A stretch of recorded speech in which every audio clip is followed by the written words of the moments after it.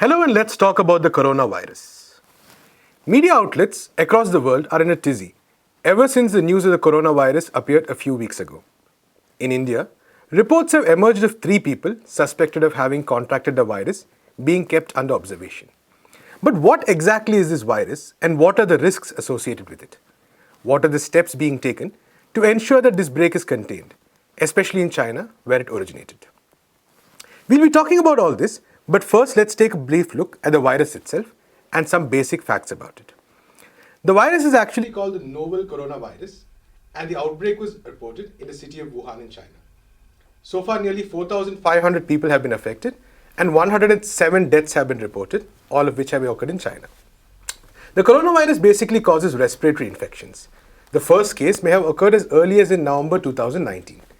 Like other coronaviruses, such as SARS and the Middle East Respiratory Syndrome MERS, it has come from animals.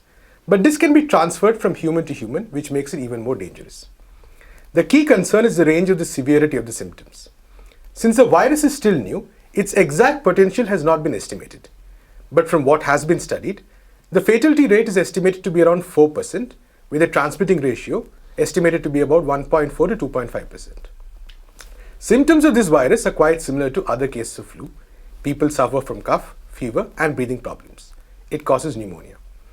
Travel has been strictly restricted in the city of Wuhan, which is the epicenter of the virus. The virus is also spread to certain other countries, although only a handful of cases have been reported so far from them. So far, the World Health Organization has not called it a public health emergency of international concern. Scientists are moving rapidly to develop a vaccination for this virus.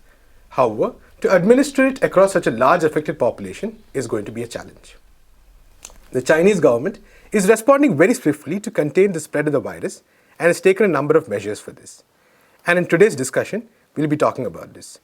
We have with us Prabir Purkayastha, the editor-in-chief of NewsClick. Hello Prabir, thank you for joining us. So Prabir, like we said, the media has been covering this extensively. There have been a lot of reports.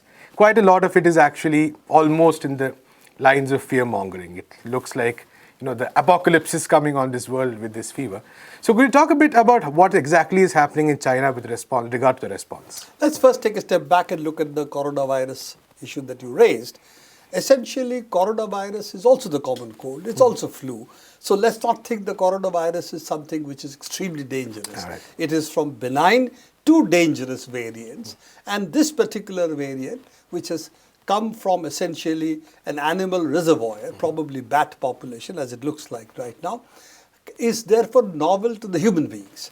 And therefore, we are prone to severe infections and some of these things when they skip species and they jump to new species who have no defense against it. So this is also one of the reasons that this proves dangerous, particularly when it comes from the animal kingdom and then it enters the human population. Right. Quite often these are animal to human infections. In this case, it's also human to human infection. The second part of it is that when you talked about the infection rate, what that 1:4 or 1:2.5 means that one person can infect up to 4 people. Right. So the epidemic stops when the ratio drops below 1. As long as it's above 1, of course it means any new person is going to infect more than 1 and therefore it's going to spread. Right. The fatality rate has been seen to be at the moment 4%, but early days yet, because you have 4,500 people. And unless the whole population of that really recovers, we will not know what is the actual fatality rate. Right. So yes, it is at the moment it's 4%. It could be higher as well. So we have to be careful about that. But nevertheless, what you said, the Chinese have moved really rapidly. And the World Health Organization chief himself, chief has said that this is something that the Chinese have responded very quickly. Right. And they are impressed at the speed at which the Chinese have reacted. The panic and the fear-mongering also comes from the larger, I suspect, the conflict that is there in the world today. There is a trade war against China, which the Americans have initiated. The Western media sees China and Russia as some kind of enemy states of different kinds. And therefore, there is always a far more fear-mongering when it comes to China than any other country. They're also hoping that this will also slow down China's growth. So they have started talking about its impact on the GDP and so on. But let's sort of take that with a pinch of salt. Nevertheless, it's a serious condition. Certainly has affected not only a large number of people, it has seen the quarantining of the entire population of Wuhan. Right. Nobody is allowed to come out. People can go in but not come out. But the Chinese government has mobilized 6,000 medics for the province within which Wuhan is situated and is its capital. Right. And the level of quarantining, sequestration of people, putting them in hospitals, the 6,000 medics they have mobilized, medical personnel they have mobilized to move into the space is quite remarkable. Right. And this time the Chinese have reacted much faster than they did at the time of SARS virus, Exactly. where there was an attempt initially to keep the information Under under wraps, covers. yeah. And this time, in fact, the doctor who led the fight back at the time saying, no, we should immediately make it proactively public. This time he's been put in charge of the public measures to be taken Right. against the virus. Right. And he's said that he's very hopeful that it will be contained. But really, the speed at which the genomic unraveling has been done, it has been sequenced, and whether vaccination can come about to stop this, that's a secondary issue. Right now, I think quarantining the population, stopping transport, making people less susceptible to infection, Right. Isolating the people who are infected are really the immediate measures to be Right. taken. Vaccination is a much more, relatively more long, it will Right, take longer to come into effect. So, delving a bit more into this, we are moving into, especially across the world, we see a situation where there is a huge concentration of people in urban centers. And say an outbreak like this makes people, huge numbers of people especially vulnerable. So we had the Nipah virus in Kerala, which is of course slightly different in terms of the way it spreads and stuff like that. But for a governmental authority, what is the kind of process that they can follow in addition to the steps you mentioned? Well, you mentioned Nipah virus and also the Zika virus in Right. Brazil. You know, let's face it, disease have defenses against us or offenses against us, which evolves much more rapidly than we do. Right. The generation that a virus spends on Earth is very small. Bacteria also is very small compared to us. So therefore, they evolve much faster than us. Right. Our defenses are going to evolve over generations. And yes, we do develop immunity over generations. And that's why any new virus which jumps species poses this kind of danger. Now, the point, of course, is that while bacteria can be treated with a number of medicines, we don't still have medicines against viruses. You do have vaccination, prevent it, but that means you already have to know what it is and develop the vaccine in advance. As Right. you know, flu virus every year, you get new variants of it, and you have to see that your vaccines don't really work between more than 30 to 60% of the times. Right. So this is the variation that a new virus can have, which means again you have to develop again fresh immunity to it. So I think the risk of viruses will always be there. Till we have solved the virus problem, how do you build immunity against the virus, or do you develop medicine against the virus? So one is vaccination, as you've talked about. The other is medication against the virus. As yet, Right. this is very, very limited, and that's also the problem. Right. So I think the humanity's struggle against germ and viruses is bacteria and viruses is going to be what would be called infectious diseases. Right. Periodically will come back because of finally the reservoir that is there in the wild. But you know, one thing we must recognize, that it is infectious diseases were first the bacteria, which you more or less now can control. It's only countries which are poor which have still the problem. Right. But when you come to, for instance, other parts of the world, the already developing countries have been able to control the well-known infectious diseases, and also it's a question of public health are doing it in other places. Right. Virus will remain a threat till you have solved the basic problem about how to check virus jumping species. Right. And when it jumps species, then what happens? Right. It's from AIDS to flu, or what you call coronaviruses, that we are going to face the problems with. And yes, I think this is a problem which will take science some more time to solve.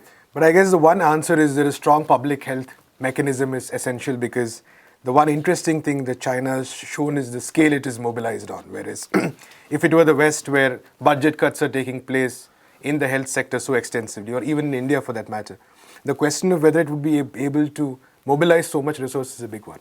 You can see the response to some swine flu that took place in the US and Canada. It did not prove as infection, as dangerous as, for instance, SARS or the MERS virus was. We have to still see the effect of this one. But yes, you can see the effect that it had on particularly the United States, which mobilized much later and much more slowly than China seems to have done. They were luckier. Swine flu did not have the kind of spread this one has. But also one caution here, that while this is dangerous, most people who have died seem to be people whose immune systems or health were already compromised. So how it will react to people who don't have those problems, who are able-bodied, we'll have to see. All I'm saying is that we have to see how the disease propagates. And this is something that it's too early to call that the problem has been solved, or the disease at the moment is still in a state that we have to let it burn out before we can really comment on it. So I think it's just not the public health systems. Yes, China has mobilized much faster than, for instance, India or even the United States would have. But nevertheless, we still don't know the full extent of the disease. So we'll have to wait to take a call to say victory of the public health system over the disease as of now. Thank you so much, Prabir. The Delhi elections will be held on the 8th of February. Now, this is going to be a very crucial election, to put it mildly. The BJP is going all out to ensure that it captures the capital of the country, while the Aam Aadmi Party is hoping that its achievements, especially in the welfare sector over the past few years, will take it to victory. Amid all this, there is another factor, that is the mass protests that have broken out across the country, and especially in Delhi, against the CAA, NPR and NRC. So before we go into discussion of that, here's some video footage from the protests across the city.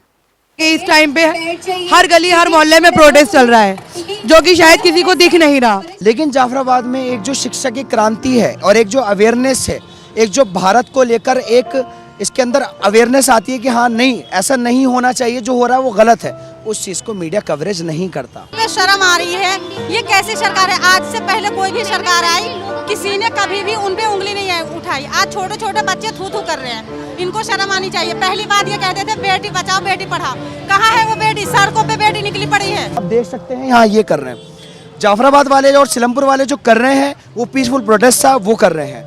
Jafrabad वाले जो कर रहे हैं वो chain बनाकर जिस तरीके से कैंडल मार्च निकालने वो कर रहे हैं। ये है जाफराबाद की झलक। तो हम चांदबाग की औरत क्यों ना निकले?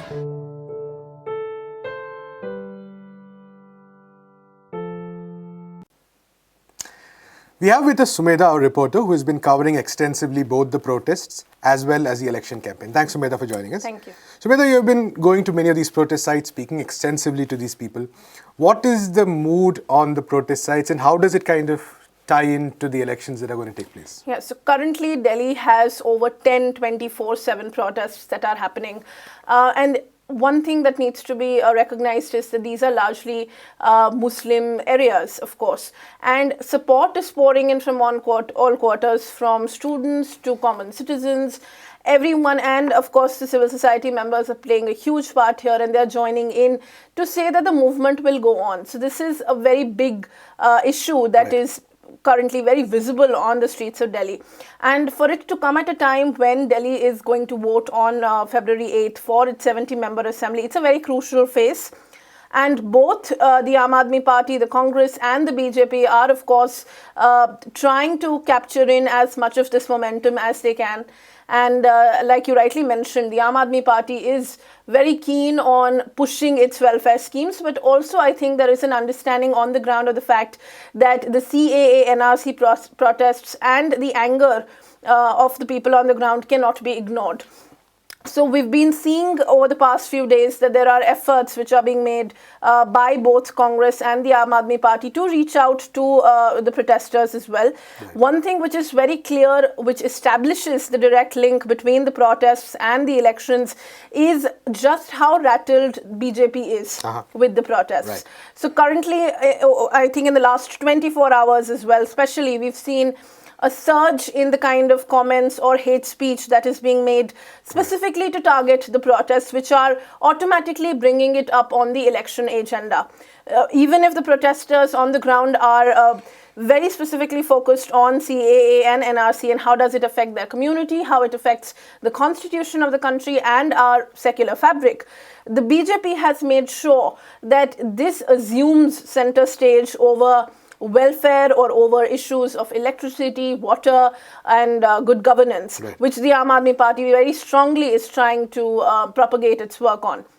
So clearly, over the last 24 hours, we've been seeing that there is specific targeting of Shaheen Bagh, which happens to be the epicenter of protests in Delhi, where over 50,000 people were present on the Republic Day as well. So it's clearly shown and paved a way for other protests to take place in the city.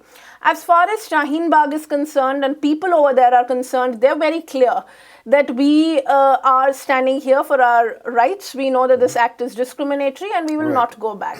But the BJP, by maligning the people over there, by flaring communal sentiments, has clearly shown that they value, they are clearly seeing a lot of value in how the protests could impact election results for them. Specifically in constituencies of East Delhi, where they're relying on voters who are coming from the Purvanchal side and all these areas. So they're very clear in a sense that they have to capsize and they have to sort of make a breakthrough as far as the protests are concerned. So on a connected note, let's take the people who are not part of the protests. Yeah. So the so-called silent majority, so to speak. So is specifically the BJP working in some of these areas to sort of polarize sentiment against the protesters? Because the media narrative at the national level seems to be on those lines. Exactly. So I think that is where they have recognized that their strength really lies, is to capsize on people who, and to capitalize on people who are fence-sitters or people who do not have opinions which are exactly formed. So the narrative, especially the media narrative and the narrative of the politicians, if we were to look at Amit Shah, the Home Minister Amit Shah has been making communally loaded speeches against who these protesters are.